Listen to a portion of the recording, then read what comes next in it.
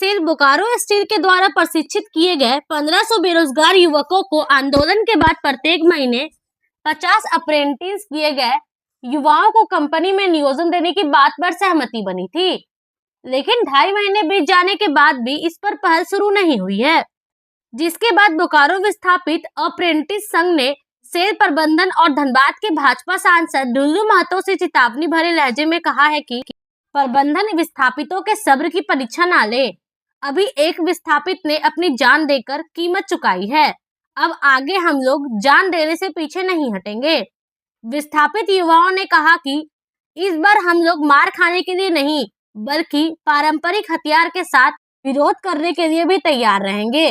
बता दें कि पिछले 2.5 महीने पहले आंदोलन के दौरान अप्रेंटिस किए हुए प्रेम महतो की सीआरपीएफ और बोकारो स्टील के सुरक्षा कर्मियों के द्वारा की गई पिटाई से मौत हो गई थी। उसके बाद बोकारो डीसी की अध्यक्षता में हुई वार्ता में प्रत्येक महीने 50 अप्रेंटिस किए हुए युवाओं को नियोजन देने की बात कही गई थी, लेकिन 2.5 महीने बीत जाने के बाद भी इस पर पहल शुरू नहीं हुई है। इसी को लेकर एक बार फिर से विस्थापित आंदोलन की राह पकड़ने को लेकर बैठक करते हुए चेतावनी देने का काम कर रहे हैं। आज हम लोग प्रेम महतो की शहादत दिवस के 2 महीना उपरांत फिर से हम लोग एक कुटन गार्डन में एक मीटिंग रखे हैं और मीटिंग में हम लोग समीक्षा कर रहे हैं कि हम लोगों ने क्या खोया क्या पाया। हम लोगों ने सिर्फ विस्थापितों ने सिर्फ देखा, समझौता कर किया कि हम लोगों को कुछ मिलेगा, लेकिन उसमें भी हम लोगों को कुछ दिखाई नहीं दे रहा है। समझौता के उपरांत हुआ था कि 50 लाख रुपया उनको मिला, प्रेम महतो के आश्रित को जो नियोजित किया गया, ठीक ना, वो भी ठीक है।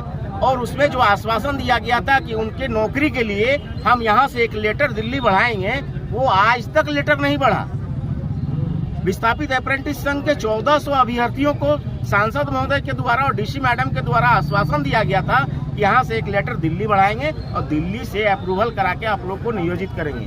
वो भी नहीं हुआ, वो भी नहीं हुआ है। बोकारो प्रबंधन हम लोग को छलने का काम कर रही है, इसलिए सांसद महोदय से आग्रह करेंगे कि इस छलावा पे विश्वास ना करें और हम आप पे विश्वास कर रहे हैं। आपका विश्वास भी हमारे ऊपर टूटता जा रहा है। हमको लग रहा है कि हमारा विश्वास, हमारा जो धैर्य है वो टूट रहा है। सांसद महोदय, आप हमारा धैर्य को बनाएं, नहीं तो कहीं ऐसा नहीं कि विस्थापित का सब्र का बांध टूटेगा और उस बांध में कितने बहेंगे बोकारो के विस्थापित, ये कहना सौभाग्य की बात नहीं है, समझ में नहीं आ रहा है।